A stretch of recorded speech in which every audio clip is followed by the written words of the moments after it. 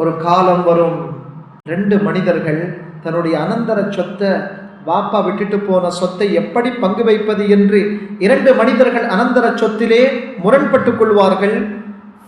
ஆனால் அவர்களுக்கு தீர்ப்பு வழங்குவதற்கு தகுதியான ஒரு மனிதர் இருக்க மாட்டார். அந்த இல்ம் மறைந்து போயிருக்கும் என்று சொன்னார்கள் ஸல்லல்லாஹு அலைஹி வஸல்லம் அவர்கள். ஒரு காலம் வரும், ஃபயக்தலிஃபு ஃபில் ஃபரீதத்தி ரஜுலான், ரெண்டு மனிதர்கள் தன்னுடைய அனந்தர சொத்தை, வாப்பா விட்டுட்டு போன சொத்தை எப்படி பங்கு வைப்பது என்று இரண்டு மனிதர்கள் அனந்தர சொத்திலே முரண்பட்டுக் கொள்வார்கள். ஆனால் அவர்களுக்கு தீர்ப்பு வழங்குவதற்கு தகுதியான ஒரு மனிதர் இருக்க மாட்டார். அந்த இல்ம் மறைந்து போயிருக்கும் என்று சொன்னார்கள் ஸல்லல்லாஹு அலைஹி வஸல்லம் அவர்கள்.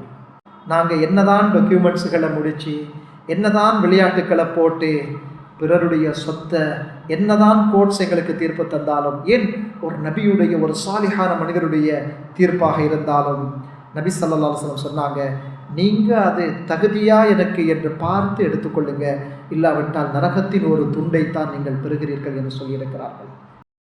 அல்லாஹ்வின் நல்லடியார்களே, என்னென்ன விஷயங்களை நமது வாழ்வின் வெற்றிக்காக, நமது சுவர்க்கத்திற்காக அல்லாஹு தஆலா உலகத்திலே எடுத்து நடக்குமாறு நம்மை பணித்திருக்கிறானோ அவற்றை எடுத்து வாழ்க்கையில் எடுத்து நடந்து, என்னென்ன விஷயங்களை தவிர்த்து வாழுமாறு நம்மை தடுத்திருக்கிறானோ அவற்றை மனது வருத்தாலும் கசப்பாக இருந்தாலும் விட்டுவிடுமாறும் முதலில் எனக்கும் அடுத்து உங்களுக்கும் நான் தக்வாவை வசியத் செய்கிறேன்.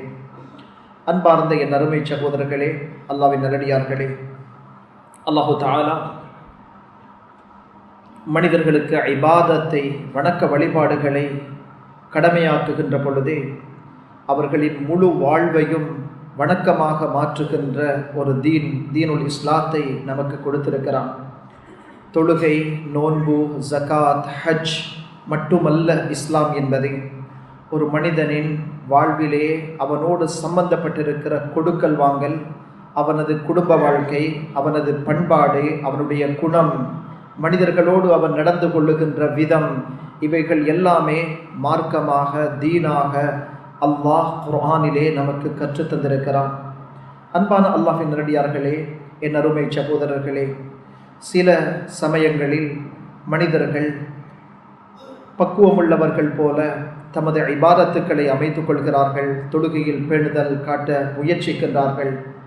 தனக்கு இயலுமான சதக்காக்கள், தான தர்மங்களை செய்கிறார்கள். ஆனால் அவர்கள் சில விஷயங்களில் செய்கிற தவறு அவர்களுக்கு சுவர்க்கத்தை ஹராமாக்கி அவர்களை நரகத்திலே விட்டு செல்ல காரணமாக அமைய வாய்ப்பிருக்கிறது. அல்லாஹ் எங்களை பாதுகாப்பானாக. ஸல்லல்லாஹு அலைஹி வஸல்லம் சஹாபாக்களை இங்கு கடுமையாக எச்சரித்திருக்கிறார்கள். வணக்கங்களை கொண்டு ஷைத்தான் நம்மை ஏமாற்றிவிடக் கூடாது. நமது நஃப்ஸ், ஆத்மாக்கள் சில இபாதத்துக்களை நாம் செய்கிறோம், சில தர்மங்களை நாம் கொடுக்கிறோம் என்பதை வைத்து நம்மை ஏமாற்றி விடக்கூடாது. ஷஹர் இப்னு ஹௌஷப் ரஹிமஹுல்லாஹ், அபூ ஹுரைரா ரலியல்லாஹு அன்ஹு அவர்கள் வாயிலாக ஒரு ஹதீத்தை பதிவு செய்திருக்கிறார்கள். அபூ தாவூதில் இந்த ஹதீத் வந்திருக்கிறது. நபி ஸல்லல்லாஹு அலைஹி வஸல்லம் அவர்கள் சொன்னதாக இந்த ரிவாயத் வந்திருக்கிறது. இன்னர் ரஜுல லயஅமலு பிதாஅத்தில்லாஹ் வல் மர்அஹ், ஒரு ஆணும் ஒரு பெண்ணும் அல்லாஹுடைய வணக்க வழிபாடுகளில் 60 சனத்தன் 60 வருடங்கள் இபாதத் செய்பவர்களாக இருப்பார்கள். 60 வருஷம் இபாதத், தொழுகை, வணக்கம், வழிபாடு, ஜிக்ர். ஃபயஹ்துருஹுமல் மௌத், மரணம் அவர்களுக்கு நெருங்குகிற பொழுது ஃபயதுர்ரானி பில் வஸிய்யஹ், அவர்கள் செய்யக்கூடிய வஸியத், மரண நேரத்திலே அவர்கள் செய்யக்கூடிய மரண சாசனம், அவர்கள் செய்யக்கூடிய எழுதக்கூடிய உயில், அவர்கள் சொத்துக்களை பிறருக்கு எழுதுகிற நேரத்திலே அங்கு அவர்கள் அநியாயமாக சொத்துக்களை எழுதி வைத்து விட்டு செல்கிறார்கள். ஃபதஜிபு லஹுமன் நார், அவர்களுக்கு நரகம் வாஜிபாகி விடுகிறது. அன்பான சகோதரர்களே, ஒரு மனிதன் வாழுகிற பொழுது அவனை ஹலாலாக சம்பாதிப்பதற்கு இஸ்லாம் தூண்டியிருக்கிறது. மட்டுமல்ல, தான் சம்பாதித்தவற்றை எப்படி அனுபவிக்க வேண்டும் என்றும் வழிகாட்டியிருக்கிறது. மட்டுமல்ல, தான் தன்னுடைய குழந்தைகளுக்கு அதை தன்னுடைய ஹயாத்தோடு இருக்கிற பொழுது சொத்துக்களை பங்கு வைப்பவர்கள் எப்படி பங்கு வைக்க வேண்டும் என்றும் இஸ்லாம் வழிகாட்டி இருக்கிறது. மட்டுமல்ல, ஒருவர் மரணித்து விட்டால் அவர் விட்டு சென்ற சொத்துக்கள் சில விரல் விட்டு எண்ணுகிற ரூபாய்களாக இருக்கலாம், அல்லது பல பெருத்த கோடான கோடிகளாக இருக்கலாம், அசையும் அசையா சொத்துக்களாக இருக்கலாம். அந்த சொத்துக்கள் எப்படி பங்கு வைக்கப்பட வேண்டும் என்று அல்லாஹு தஆலா மிக தெளிவாக அல் குர்ஆனிலே சொல்லி இருக்கிறார். அன்பான சகோதரர்களே, அல்லாஹ்வின் நல்லடியார்களே, ஒரு மனிதன் தான் ஹலாலாக சம்பாதித்த தனது சம்பாத்தியத்தை முறையாக அவன் கையாளுகின்ற பொழுது அவருடைய வாழ்க்கையை அல்லாஹ் மனமாக்கி விடுகிறான். வாழ்க்கையில் எல்லோருக்கும் நெருக்கடிகள் அல்ல, சோதனைகள் வரலாம். ஆனால் அல்லாஹ்வின் நல்லடியார்களுக்கு அல்லாஹ் அவனது சோதனைகளை சுகமாக மாற்றி விடுகிறான். சோதனைகள் மீது அவர்கள் சுகமாக வாழுவார்கள். அன்பானவர்களே, தனது செல்வத்தை தான் ஹயாத்தோடு உயிரோடு இருக்கின்ற பொழுதே தனது குழந்தைகளுக்கு அன்பளிப்பாக கொடுக்க விரும்பினால் அவர் எப்படி நடந்து கொள்ள வேண்டும்? கண்மணி ஸல்லல்லாஹு அலைஹி வஸல்லம் அவர்களிடத்திலே ஒரு நபித்தோழர் வருகிறார், அல் பஷீர் ரலியல்லாஹு அன்ஹு. இந்த ஹதீஸை அவருடைய மகன் நுஅமான் இப்னுல் பஷீர் அறிவிப்பு செய்திருக்கிறார். இந்த ஹதீஸ் புகாரி, முஸ்லிம், அபூ தாவூத் போன்ற சஹீஹான கிதாபுகளில் பல இடங்களில் பதிவான ரிவாயத். என்னுடைய வாப்பா நுஅமான் சொல்லுகிறார், என்னுடைய வாப்பா பஷீர் ரலியல்லாஹு அன்ஹு நபி அவர்களிடம் சென்று, யா ரசூலல்லாஹ், என்னுடைய மகன் நுஅமானுக்கு நான் ஒரு அன்பளிப்பு கொடுக்க போகிறேன். என்ன? ஒரு அடிமையை, ஒரு சர்வன்ட், ஒரு அடிமையை நான் அவருக்கு அன்பளிப்பாக கொடுக்க போகிறேன். என்னுடைய மனைவி அம்ரா என்ற பெண்மணி, என்னுடைய மனைவி, நான் மகனுக்கு கொடுக்கிற தர்மத்துக்கு உங்களை சாட்சியாக வைக்க வேண்டும் என்று விரும்புகிறார். அதனால யா ரசூலல்லாஹ், என்னுடைய சதகாவுக்கு நீங்கள் சாட்சி சொல்ல வேண்டும். என்னுடைய மகனுக்கு நான் இதை எழுதி கொடுக்க போகிறேன் என்று சொல்கிறார்.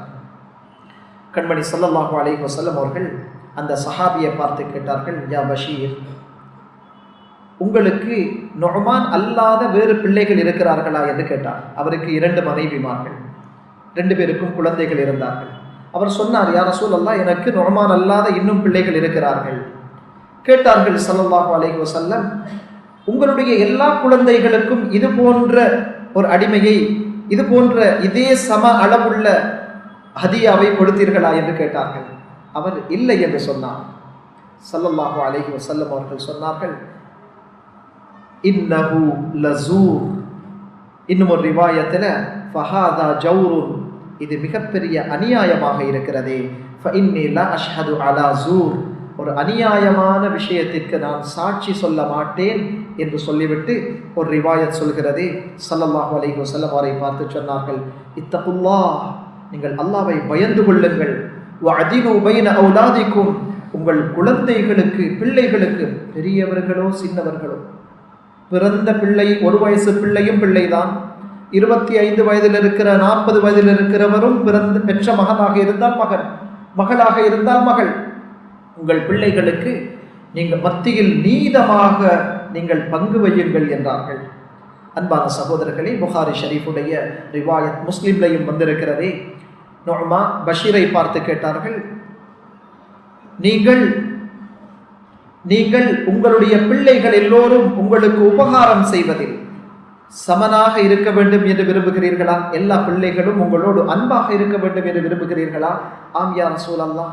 சொன்னார்கள், அப்படியாக இருந்தால் குழந்தைகளோடு நீங்கள் நடந்து கொள்கிற விதத்திலும் நீதமாக நடந்து கொள்ளுங்கள், கொடுக்கிற விஷயத்திலும் நீதமாக கொடுத்து கொள்ளுங்கள் என்ற ஹதீஸை ஸல்லல்லாஹு அலைஹி வஸல்லம் அவர்கள் சொன்ன விஷயங்கள் பதிவு செய்யப்பட்டிருக்கின்றன. அன்பான அல்லாஹ்வின் நல்லடியார்களே, ஒரு மனிதர் ஹயாத்தோடு இருக்கிற பொழுது தனது குழந்தைகளுக்கு, பிள்ளைகளுக்கு சொத்துக்களை பங்கு வைக்க விரும்பினால், கொடுக்க விரும்பினால், அவர் கவனத்தில் கொள்ள வேண்டிய முதலாவது விஷயம், ஆண் பெண் என்ற பாகுபாடு ஹயாத்தோடு இருக்கிற பொழுது பார்க்கப்படுவதில்லை. ஒரு ஆண் குழந்தைக்கு எப்படியோ அதுபோல பெண் குழந்தைக்கும் அவர் அந்த பங்கை நிறைவேற்ற வேண்டிய கடப்பாடு இருக்கிறது. இமாம் ஷாஃபி ரஹ்மஹுல்லா அவர்களுடைய நிலைப்பாடு, ஒருவர் பங்கு வைக்கிற பொழுது, ஹயாத்தோடு இருக்கிற பொழுது தன்னுடைய சொத்துக்களை அவர் பிரித்து குழந்தைகளுக்கு கொடுக்க நாடினால், அவர் ஆண் பெண் என்ற பாகுபாடு இல்லாமல் எல்லா குழந்தைகளுக்கும் சமனாக பங்கு வைப்பது முஸ்தஹப்பானது. இமாம் புகாரி ரஹ்மத்துல்லாஹ் போன்றவர்கள் இல்லை, குழந்தைகளுக்கு சமனாக பங்கு வைப்பது வாஜிப் என்று சொல்லியிருக்கிறார்கள்.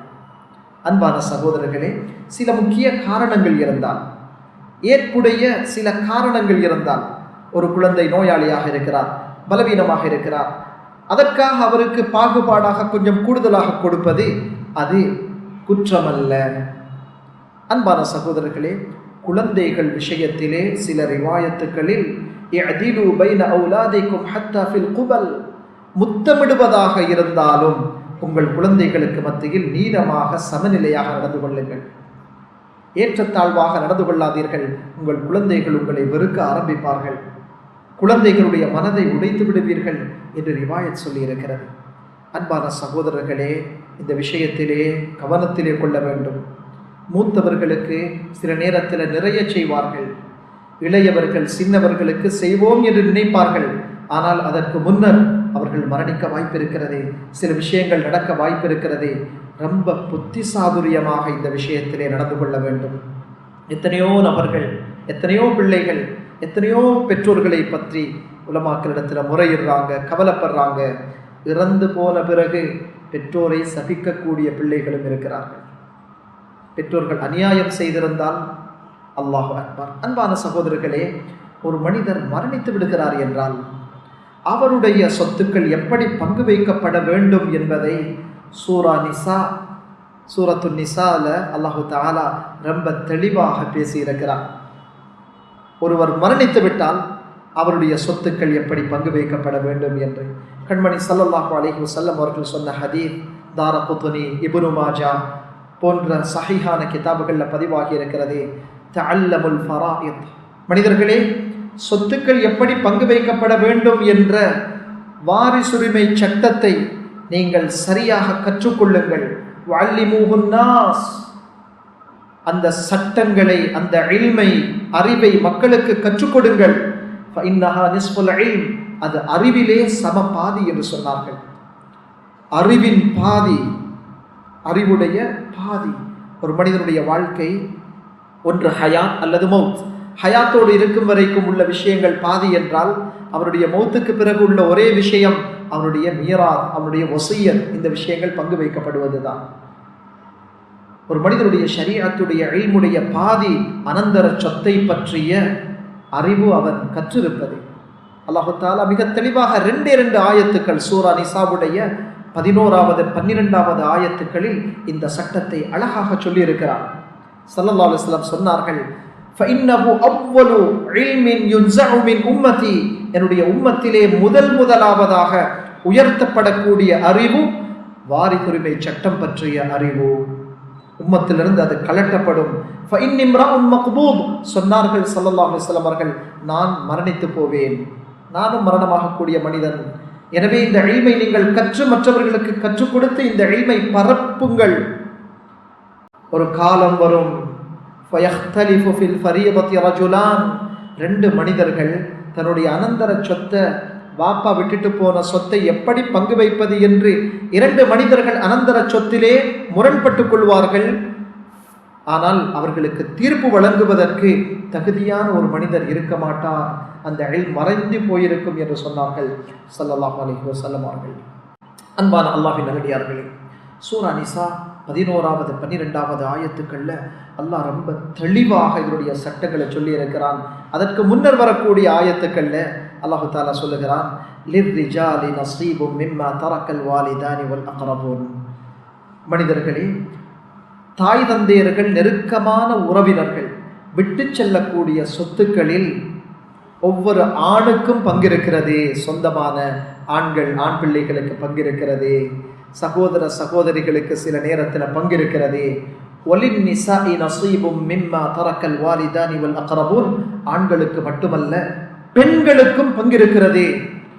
ஆண் அதை பெற்றோர் உறவினர்கள் விட்டு சென்ற சொத்து கொஞ்சமாக இருந்தாலும் சரி, அதிகமாக இருந்தாலும் சரி, அல்லாஹ் குர்ஆன்ல சூரா நிசாவுல திட்ட தெளிவாக சொல்லி இருக்கிறார், மிம்மா கல்ல மின்ஹு அவ் கஸுர், அது குறைவாக இருந்தாலும் சரி, நஸீபம் மஃரூபா, அல்லாஹ் இதை ஃபர்தாக ஆக்கி வைத்திருக்கிறார்.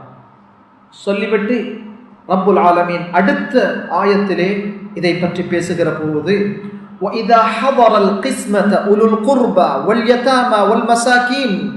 ஒரு மனிதர் இறந்து போனார், அவருடைய சொத்துக்களை பங்கு வைப்பதற்காக மக்கள் ஒன்று சேர்ந்திருக்கிறார்கள். குடும்பம் சொத்து பிரிக்கப்பட வேண்டும். அந்த பிரிக்கிற சபைக்கு அந்த சொத்துல பங்கு கிடைக்காத உறவினர்கள் வந்திருந்தால், அல்லது அனாதை பிள்ளைகள் அல்லது மிஸ்கீன்கள் கேள்விப்பட்டு இந்த ஹாஜியாருடைய சொத்துக்கள் இன்றைக்கு பங்கு வைக்கிறார்களாம் என்று கேள்விப்பட்டு வந்திருந்தால், குர்ஆன் சொல்கிறது ஃபர்ஸுகூஹும் மின்ஹு, அந்த சொத்திலிருந்து அவங்களுக்கு ஏதாவது வந்தவங்களோட மனசு குளிர்வதற்கு ஏதாவது கொடுத்துருங்க. எல்லா அனந்தரக்காரர்களும் விரும்பி இந்த சொந்தக்காரர்களுக்கு ஏதாவது கொடுப்போம் என்று சொல்லி அதை கொடுத்து விடுங்கள். குர்ஆன் சொல்லுகிறது, கடமை அல்ல.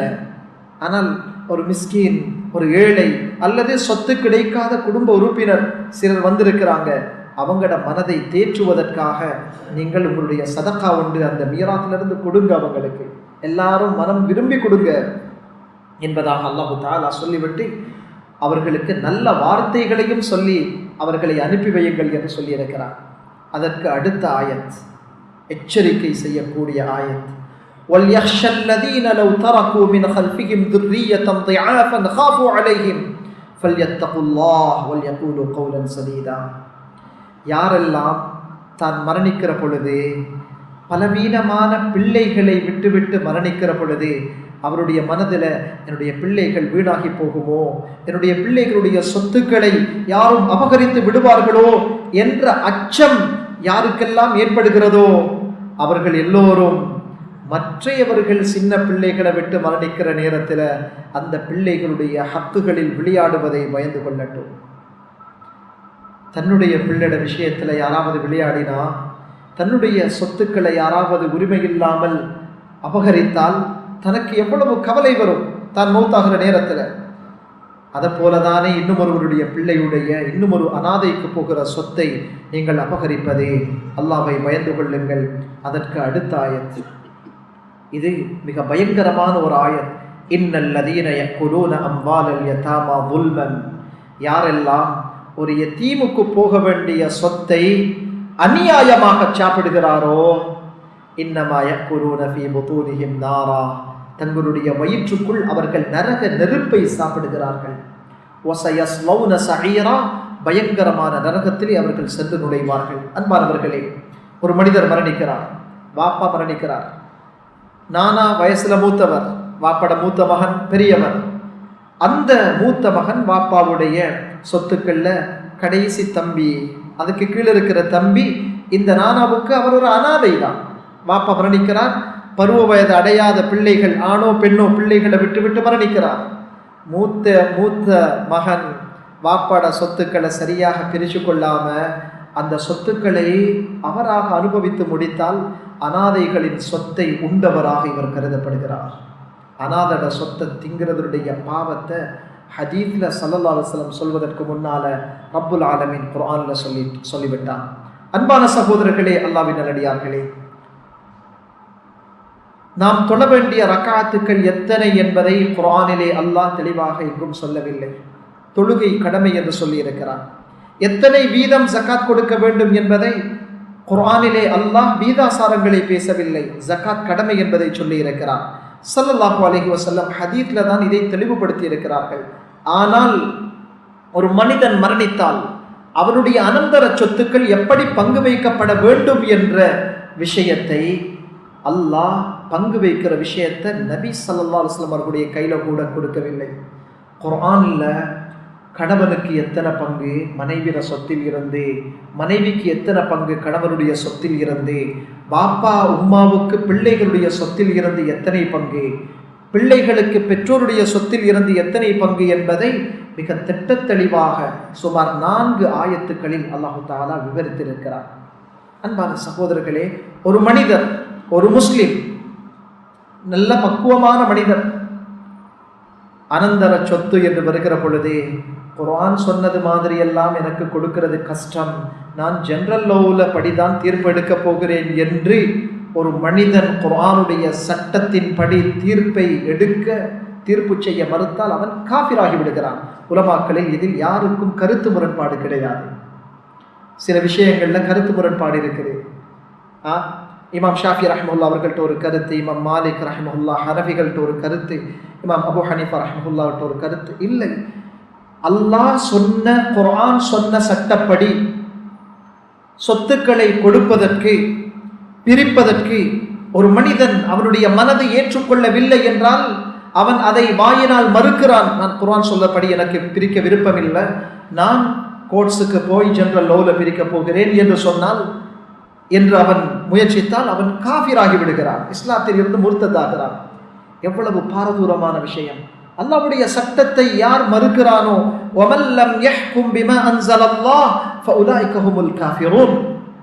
எங்களுடைய நாட்டிலே முஸ்லிம் சிறுபான்மை முஸ்லிம்களுடைய முஸ்லிம் விசேட சட்டத்தின் அடிப்படையிலே ஒருவருடைய அனந்தர சொத்து குர்ஆன் சொன்னபடிதான் கோர்ட்ஸும் தீர்ப்பு வழங்கப் போகிறது. அல்ஹம்துலில்லாஹ், அந்த உரிமை நமக்கு இருக்கிறது. இதையும் தாண்டி கோர்ட்ஸுகளில் எத்தனை கேசஸ் கவலையாக இருக்கிறது. முஸ்லீமாக பிறந்து முஸ்லீமாக வளர்ந்து ஒரு காணி துண்டுக்காக, ஒரு வீட்டுக்காக கோர்ட்ஸில் இருக்கிறாங்க. குர்ஆன் சட்டம் எங்களுக்கு வேணாம் என்று சொல்லக்கூடியவங்க இருக்கிறாங்க. மையவாடிகளில் கூட அவங்களை அடக்க இயலாது. ஏன்? முர்த்ததாக மாறிவிடுவார்கள் குர்ஆனுடைய சட்டத்தை நிராகரித்தார். அல்லாஹ்வின் நல்லடியார்களே, என் அருமை சகோதரர்களே, ஒரு மனிதன் வாழ்க்கையெல்லாம் இபாதத் செய்கிறான், கடைசி நேரம் மரண நேரத்திலே சில தவறான விதத்தில் வசியத் செய்து விடுகிறான் என்றால், அவன் சொன்னது போல அபூதாவுதுடைய ரிவாயத்தை போல ஃபதஜிபு லஹுமன் நார், நரகம் அவர்களுக்கு கடமையாகி விடுகிறது. இப்படியான இல்மை கற்றுக்கொள்வது அன்பான சகோதரர்களே உழைப்பது மட்டுமல்ல, இப்படியான இல்மை கற்றுக்கொள்வது வாஜிப். எங்களுக்கு லட்சக்கணக்கில் கணக்கு பார்க்க தெரிகிறதே. சூரா நிசாவுடைய 11வது 12வது ஆயத்தை வாசித்து எங்களுக்கு விளங்க தெரியாமல் இருக்கிறதா? யாரிடத்தில் நாங்கள் சாட்டு சொல்வது? அன்பான சகோதரர்களே, அல்லாஹ்வின் நல்லடியார்களே, இந்த விஷயத்தில் நாங்கள் அல்லாஹ்வை பயந்து கொள்ள வேண்டும். குடும்பத்தில் ஒருவர் தவறாக நடக்கிறாரா, அவருக்கு எச்சரிக்க வேண்டும். அல்லாஹ்வை பயந்து கொள்ளுங்கள். இது நரகத்தை கடமையாக்குகிற விஷயம். சூரா நிசா 14வது ஆயத் அல்லாஹு தஆலா இந்த மீராத்துடைய சட்டங்கள் மனைவிக்கு, கணவனுக்கு, பிள்ளைகளுக்கு, பெற்றோருக்கு, சகோதரர்களுக்கு எவ்வளவு போக வேண்டும் என்று சொன்ன பிறகு, தில்க ஹுதூதுல்லாஹ், இது அல்லாஹ்வுடைய சட்டங்கள். வமை யுதில்லாஹ வ ரசூலஹ், யார் அல்லாஹ் ரசூலுக்கு வழிபட்டு நடக்கிறார்களோ அவர்களுக்கு யுத்கில்ஹு ஜன்னாத்தின் தஜ்ரி மின் தஹ்திஹல் அன்ஹார், அவர்களை அல்லாஹ் ஆறுகள் ஓடிக்கொண்டிருக்கிற சொர்க்கத்திலே நுழைய செய்கிறான். வதாலிகல் ஃபௌசுல் அதீம், இது மகத்தான வெற்றி என்று சொன்ன பிறகு, வமை யதஅத்த ஹுதூதஹு வமை யஸில்லாஹ வ ரசூலஹு வ யதஅத்த ஹுதூதஹு, யார் அல்லாஹ் ரசூலுடைய சட்டத்துக்கு மாறு செய்து அல்லாஹ் போட்ட வரம்புகளை மீறி செயற்படுகிறார்களோ, யுத்கில்ஹு நாரன் ஹாலிதன் ஃபீஹா, நிரந்தரமாக அவனை அல்லாஹ் நரகத்திலே நுழைத்து விடச் செய்கிறான் என்று சொல்லியிருக்கிறார். வாரிசுரிமை சட்டத்தை சொன்ன பிறகு அல்லாஹ் இதை சொல்லி இருக்கிறான். அல்லாஹ்வுடைய சட்டத்தை அமுல் செய்யாதவர்கள் நரகத்திலே அவர்கள் நுழைவிக்கப்படுவார்கள், நிரந்தரமாக அங்கு தங்கி இருப்பார்கள். அல்லாஹ்வின் நல்லடியார்களே, என் அருமை சகோதரர்களே, வாழ்க்கையில் ஒரு விஷயத்தை நாங்கள் ஆழமாக உள்ளத்தில் பதித்து வைத்திருக்க வேண்டும். என்ன தெரியுமா? எங்கள் பிள்ளைகள் நன்றாக இருக்க வேண்டும் என்று ஆசைப்படக்கூடிய நாங்கள், எங்களோட பிள்ளைகளுடைய எதிர்கால வாழ்க்கையை அல்லாஹ் எங்கே தெரியுமா வைத்திருக்கிறான்? நாங்கள் எப்படி பக்குவமாக, சலாஹோட, சீர்மையோட, கொஞ்சமாக இருந்தாலும் ஹலாலாக சம்பாதித்து, மற்றவர்களை ஏமாற்றாமல், களவெடுக்காமல், மற்றவர்களை ஏமாற்றி விடாமல், கொஞ்சமாக இருந்தாலும் ஹலாலாக சம்பாதித்து எங்களோட பிள்ளைகளுக்கு நிறைய முறை தவறிய சொத்தை கொடுக்கிறத விட சரியாக கொஞ்சத்தையாவது கொடுத்து விட்டு சென்றால் அல்லாஹ் அந்த குழந்தைகளை செழிப்பாக வாழ வைக்கிற பொறுப்பை எடுத்திருக்கிறாங்க. அல்லாஹ்வுடைய வாக்குறுதி, வஹுவ யதவல்ல ஸாலிஹீன், சாலிஹானவர்களை அல்லாஹ் பொறுப்பெடுத்து விட்டார். சாலிஹானவர்களை அல்லாஹ் பொறுப்பெடுத்து விட்டார். சூரா கஹ்ஃபுடைய 3 முக்கிய சம்பவங்களில் மூசா அலைஹிஸ்ஸலாம் அவர்களுடைய பயணத்திலே ஹதிர் அலைஹிஸ்ஸலாம் அவர்களோடு மூசா அலைஹிஸ்ஸலாம் பயணம் செய்கிறார்கள். ஒரு ஊருக்குள்ளே போனால் 2 பேருக்கும் பசி. அந்த ஊருக்குள்ளே போய் 2 பேரும் ஊர் மக்களிடத்தில் விருந்து கேட்கிறார்கள், கடைகளில் சாப்பிடுவதற்கு. அந்த ஊர் மக்கள் விருந்தளிக்க மறுக்கிறார்கள். அந்த நேரம் பசியோட போற நேரம், ஒரு சுவர், அந்த சுவர் இடிந்து விழுவதற்கு சரிந்து கொண்டிருக்கிறது. ஹதிர் அலைஹிஸ்ஸலாம் தன்னுடைய பயணத்தை நிறுத்தி அந்த சுவரை சரியாக வைத்து கட்ட ஆரம்பிக்கிறார். மூசா அலைஹிஸ்ஸலாம் அவர்களுக்கு வயிற்றில் பசி, மக்கள் உணவளிக்க மறுத்த கோபம். சொன்னார்கள் ஹதிர் அலைஹிஸ்ஸலாம் அவர்களிடத்தில், ஹதிர், நீங்கள் இந்த சுவரை கட்டுவதற்கு இவ்வளவு முயற்சிக்கிறீர்களே, இதற்கு நீங்கள் ஒரு கூலியை எடுத்தால் நன்றாக இருக்குமே. ஹதிர் அலைஹிஸ்ஸலாம் அவர்கள் இறுதியாக சொன்னார்கள், மூசா, இந்த சுவரை நான் விரும்பி கட்டவில்லை. இந்த சுவருக்கு கீழே 2 அனாதை பிள்ளைகளுடைய சொத்து அவர்களுடைய வாப்பாவினால் மறைத்து வைக்கப்பட்டிருக்கிறது. இந்த சுவர் விழுந்துவிட்டால் அநியாயக்காரர்கள், கள்வர்கள் அதை களவெடுத்து விடுவார்கள். அல்லாஹ் இந்த குழந்தைகளுடைய சொத்துக்களை ஃபஅராத ரப்புக அய்யபுலுகா அஷுத்தஹுமா வயஸ்தஹ்ரிஜா கன்ஸஹுமா, இந்த பிள்ளைகள் பருவ வயதை, பெரிய வயதை அடைஞ்சி அந்த சொத்தை அவர்களுடைய கையில் அவர்கள் பெற்றுக்கொள்ள வேண்டும் என்று அல்லாஹ் எழுதிவிட்டான், நாடிவிட்டான். அதனால அல்லாஹ் எனக்கு இந்த சுவரை கட்டுமாறு கட்டளையிட்டான். இப்னு கதீர் ரஹ்மஹுல்லாஹ் அவர்கள் தஃப்சீரில் பதிவு செய்திருக்கிறாங்க, அந்த பிள்ளைகளுடைய சொத்து அல்லாஹ்வுடைய நபி மூசா, அல்லாஹ்வுடைய ஒலி ஹதிர் 2 பேரும் சேர்ந்து சுவரை கட்டி அந்த எத்தீம் பிள்ளைகள் அவர்களுடைய சொத்தை அல்லாஹ் பாதுகாக்க வைக்கிறான். ஒரே ஒரு காரணம், இப்னு அப்பாஸ் ரலியல்லாஹு அன்ஹு சொல்கிறார்கள், வகான அபூஹுமா சாலிஹா, அந்த அந்த அனாதைகளுடைய தந்தை சாலிஹான மனிதராக இருந்தார். அந்த பிள்ளைகள் சாலிஹா இல்லையா என்பது பற்றி குர்ஆன் பேசவில்லை என்று இப்னு அப்பாஸ் ரலியல்லாஹு அன்ஹு சொல்கிறார்கள். வாப்பாவுடைய சீர்மை, தந்தையுடைய நேர்மை, தந்தையுடைய பக்குவம் குழந்தைகளோட வாழ்க்கையையும் செல்வத்தையும் பாதுகாக்கிறது. கோடான கோடியை கொடுத்துட்டு போங்க, முறை தவறிய பணமாக இருந்த பிள்ளைகள கையில் அது நிற்கவே நிற்காது. முகாத்தில் இப்னு சுலைமான் என்று சொல்லக்கூடியவர் மிகப்பெரிய அறிஞர். அவர் ஒரு தடவை அந்த காலத்துடைய ஹலீஃபாவாக இருந்த மன்சூர் இடத்துல போகிறார். மன்சூர் முகாத்தில் இப்னு சுலைமான் ரஹிமஹுல்லாஹ் அவர்களை கண்டவுடன் பெரிய ஒரு ஆலிம், ஹலீஃபா சொல்லுகிறார் ஆலிம் இடத்துல, எனக்கு ஏதாவது உபதேசம் செய்யுங்கள். முகாத்தில் இப்னு சுலைமான் ரஹிமஹுல்லாஹ் கேட்டார்கள், மன்சூர் ஹலீஃபாவை பார்த்து, நான் வாழ்க்கையில் படித்து கேள்விப்பட்ட விஷயத்தை உங்களுக்கு உபதேசமாக சொல்லவா, அல்லது என்னுடைய கண்ணால் பார்த்த ஒரு சம்பவத்தை உங்களுக்கு உபதேசமாக சொல்லவான்னு கேட்டார். அதற்கு ஹலீஃபா மன்சூர் சொல்லுகிறார், நீங்கள் கண்ணால் கண்ட ஒரு விஷயத்தை சொன்னால் பிரயோசனமாக இருக்குமே. சொன்னவுடன் முகாத்தில் சொல்லுகிறார், உமர் இப்னு அப்துல் அசீஸ் ரஹிமஹுல்லாஹ் மிக பக்குவமான பேணுதலான ஒரு ஹலீஃபா, 2 வருஷங்கள் உலகத்தில் ஆட்சி செய்தார்கள். உலகத்தின் தலையெழுத்தையே மாற்றி வைத்துவிட்டு சென்ற ஒரு ஹலீஃபா, 40 வயதில் மௌத்தான ஒரு சிறந்த ஒரு ஹலீஃபா உமர் இப்னு அப்துல் அசீஸ். அவர் 11 ஆண் குழந்தைகளை பெற்று வளர்த்து விட்டு சென்றார். அவர் 11 ஆண் குழந்தைகளுக்கும் அனந்தர சொத்தாக ஹலீஃபா விட்டு சென்றது வெறும் 18 திர்ஹம்கள், 18 வெள்ளிக்காசுகள். அந்த 18 வெள்ளிக்காசுகளில் அவருடைய ஜனாசாவுக்கும் அவருடைய கபருக்கும் 9 வெள்ளிக்காசுகள் போயிட்டது. மிச்சமாக இருந்த 9 வெள்ளிக்காசுகளை அந்த 11 ஆம்பள பிள்ளைகளுக்கும் பிரித்து கொடுத்தார்கள். ஒருவருக்கு 1 வெள்ளிக்காசு கூட கிடைக்கல, சதக்கணக்கில் கிடைச்சது. ஒரு நாள் நான் பள்ளிவாசல்ல இருந்து வெளியில போகிறேன். முகாத்தில் இப்னு சுலைமான் சொல்லுகிறார், அந்த பள்ளிவாசல்ல அல்லாஹ்வுடைய பாதையில் ஒரு படை புறப்பட போகுது, யாராவது அந்த படைக்கு உதவி செய்யுங்க என்று எலான் செய்யப்பட்டது, அறிவிப்பு செய்யப்பட்டது. உமர் இப்னு அப்துல் அசீஸ் ரஹ்மஹுல்லாஹ் அவர்களுடைய பிள்ளைகள், அந்த 11 பேர்ல ஒரு பிள்ளை எழும்பினாரே, 100 குதிரைகளை அல்லாஹ்வுடைய பாதையில் தன்னுடைய ஹலாலான பணத்தால நான் தருகிறேன் என்றார். யார் இவர்? உமர் இப்னு அப்துல் அசீஸ் ரஹ்மஹுல்லாஹ் ஹலீஃபாவிடம் இருந்து 1 திர்ஹமாவது கிடைக்கல. உமர் இப்னு அப்துல் அசீஸ் ரஹ்மஹுல்லாஹ் சக்கராத்தில் இருக்கிற நேரம் அவர்களுக்கு பக்கத்தில் இருந்து ஒரு மனிதர் போய் கேட்குறார், ஹலீஃபா, நீங்கள் மௌத்தாக போகிறீங்க, பிள்ளைகளுக்கு நீங்கள் எதுவும் விட்டுட்டு போகலையே. சொன்னார், என்னை எழும்பி உட்கார வைங்க.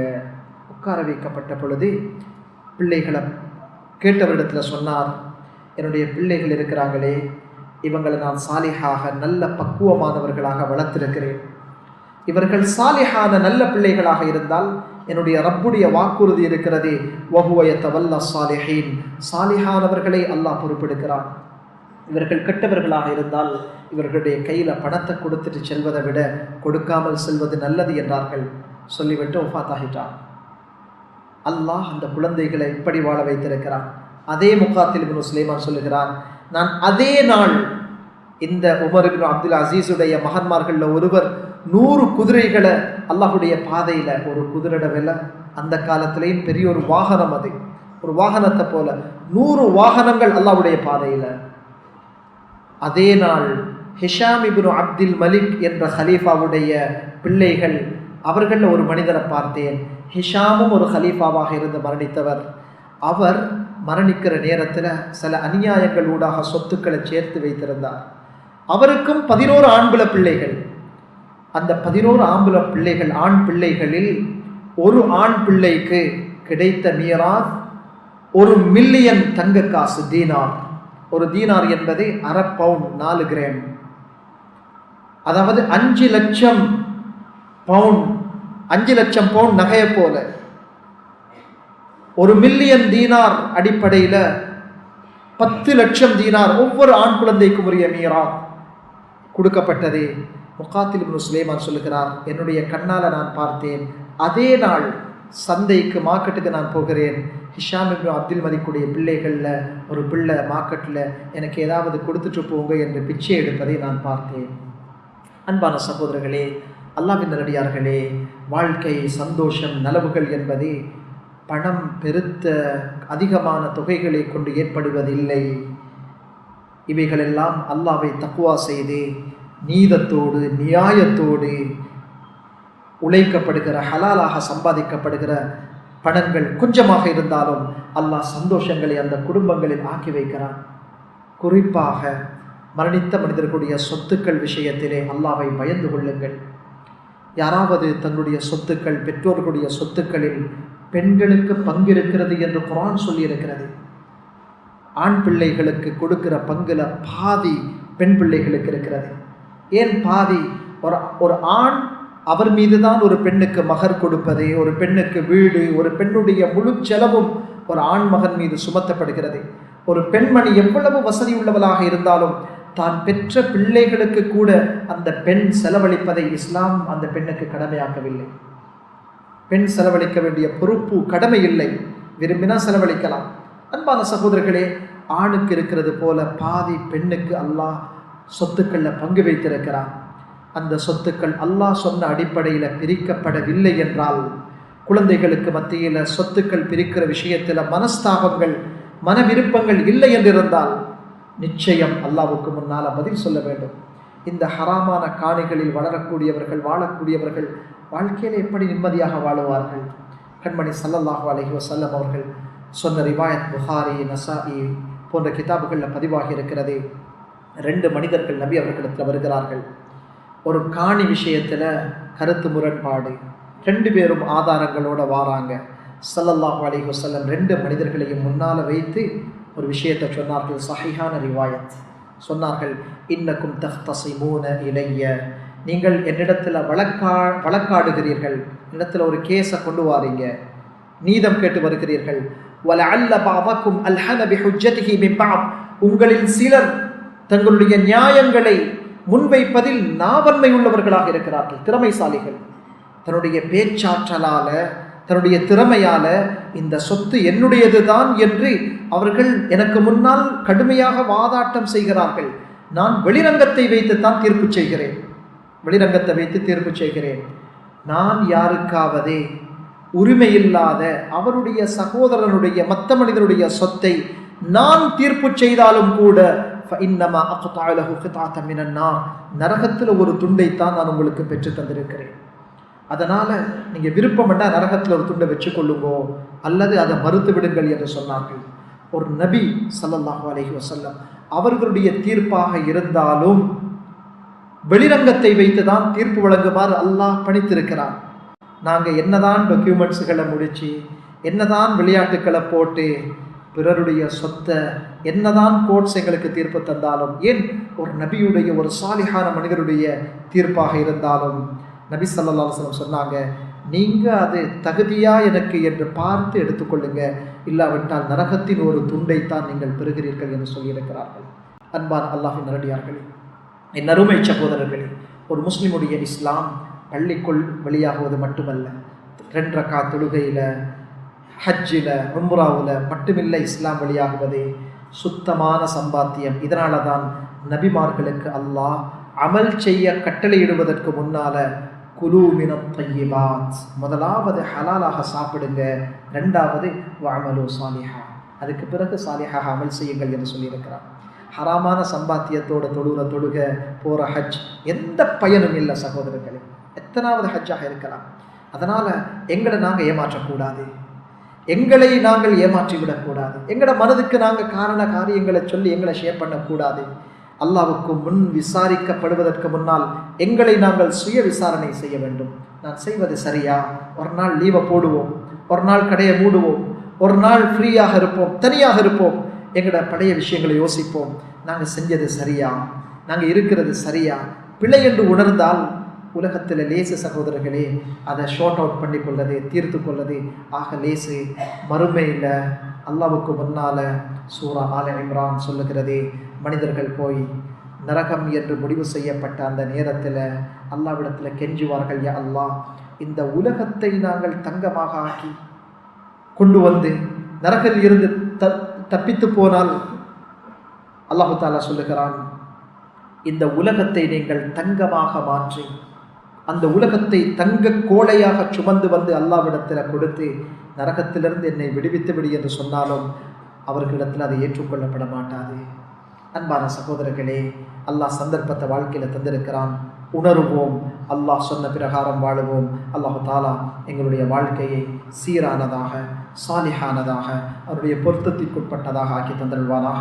அல்லாஹ் எங்களுடைய பாவங்களை மன்னிப்பாயாக, எங்களுக்கு நேர்வழியை காட்டி தந்தருள்வாயாக, எங்களுடைய உள்ளங்களை பரிசுத்தப்படுத்துவாயாக. அல்லாஹ் ஹலால் ஹராம் பேணி வாழக்கூடிய வாழ்க்கையை எங்களுக்கு கற்றுத்தருவாயாக. அல்லாஹ் உலகத்துடைய அற்பத்தன்மை எங்களுக்கு உணர்த்துவாயாக. மறுமை வாழ்க்கையுடைய சொர்க்கத்துடைய பெருமதி எங்களுக்கு விளங்கப்படுத்துவாயாக. துனியாவுடைய யதார்த்தத்தை, ஹகீகத்தை எங்களுக்கு புரிய செய்வாயாக.